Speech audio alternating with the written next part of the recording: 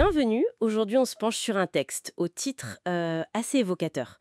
La douce revanche de la Chine, une leçon pour l'Afrique. Bonjour. Alors, nos sources, c'est cet article principalement, qui cite lui-même des médias britanniques, comme le Daily Telegraph, la BBC, The Courrier, et puis des données d'investissement aussi. Oui, c'est ça. Notre objectif, c'est de décrypter un peu l'analyse que fait l'auteur de la stratégie chinoise, surtout au Royaume-Uni, Hmm, et voir les leçons qu'il pense que l'Afrique pourrait en tirer. tout à fait. Le texte, en fait, il décrit une montée en puissance économique et une stratégie d'investissement chinoise qui serait très, très ciblée. Ciblé comment? Au cœur même de l'ancien empire colonial britannique. Carrément. L'auteur, il présente ça comme une forme de vengeance froide. Vengeance froide? Oui, pour ce que l'auteur appelle le siècle d'humiliation, 1842-1949. C'est une thèse, disons, assez forte. Ah oui, effectivement. Vengeance froide, c'est un prigant comme terme. Alors comment l'auteur illustre ça concrètement? Il parle d'investissement massif, c'est ça? Oui, oui. Et ce qui est frappant, selon l'analyse qu'on lit, c'est pas juste le volume, c'est le côté stratégique des cibles. D'accord. Par exemple, le texte affirme que la COOC, la compagnie pétrolière chinoise, Oui. elle serait devenue le plus grand producteur de pétrole en mer du Nord britannique. Ah oui, carrément. Et il va même plus loin. Shell serait majoritairement détenu par l'État chinois. Et la Chine aurait des parts dans 14 grands ports européens. Ce sont des affirmations très fortes, là. On parle de secteurs vraiment névralgiques, l'énergie, la logistique. Exactement. Et pour le Royaume-Uni, plus spécifiquement, il y a des chiffres? Oui. Alors là, le texte est plus précis. Il s'appuie sur des sources comme le Daily Telegraph, une édition d'avril 2025 apparemment, D'accord. et il mentionne près de 90 milliards de livres sterling investis par la Chine dans les entreprises du FT 600. 90 milliards, c'est énorme. Dans le FTSE 600, donc la bourse de Londres, Oui.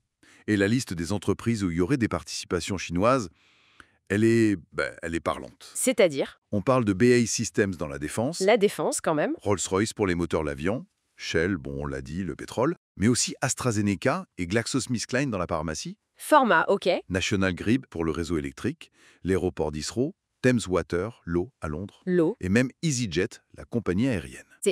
C'est impressionnant. On voit bien le ciblage, Les infrastructures, les industries critiques, c'est pas anodin du tout, si on suit la logique de l'auteur. C'est clair.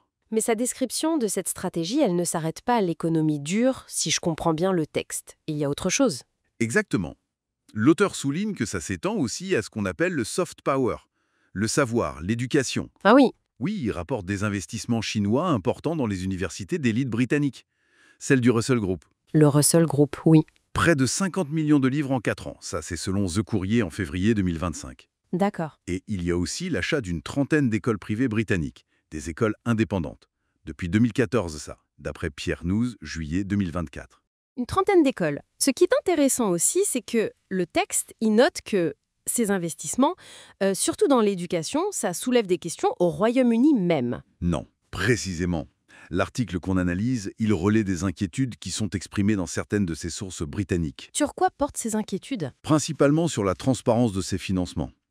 Et puis, sur les liens potentiels de certains financeurs avec l'appareil d'État chinois, voire l'armée chinoise. D'accord. Donc ça ajoute une couche de complexité à cette lecture de stratégie d'influence. Tout à fait. Bon, alors, après avoir détaillé cette stratégie chinoise présumée au Royaume-Uni, comment l'auteur fait le pont avec l'Afrique? C'est là qu'intervient la fameuse leçon du titre, j'imagine. Exactement. C'est vraiment le pivot de son argumentation. L'auteur, il oppose ce qu'il décrit comme étant la patience, la discrétion, le ciblage stratégique chinois, Mhm. à ce qu'il perçoit, lui, comme un manque de vision similaire en Afrique. D'accord, il est critique donc. Oui, il regrette, dans le texte, que l'Afrique ne soit pas une cible prioritaire de ses investissements stratégiques chinois. Et il critique une tendance qu'il observe chez certains dirigeants africains. Laquelle? Selon lui, il privilégierait soit la confrontation directe, soit une forme de dépendance, plutôt que de s'inspirer de cette méthode chinoise. Apprendre, investir, construire sur le long terme. Donc si je résume la pensée de l'auteur telle qu'il l'expose, Hmm.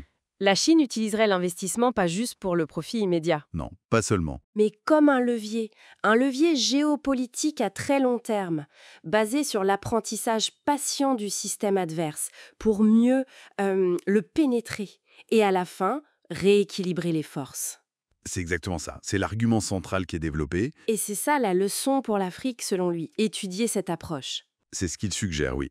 Le texte met vraiment en avant cette idée de patience stratégique chinoise, d'une capacité à encaisser, en quelque sorte, à apprendre comment fonctionne le capitalisme occidental. Pour mieux l'utiliser ensuite. Voilà, pour en utiliser les propres outils, l'investissement, la prise de participation, afin de bâtir une influence et une indépendance qui soient réelles. Hmm.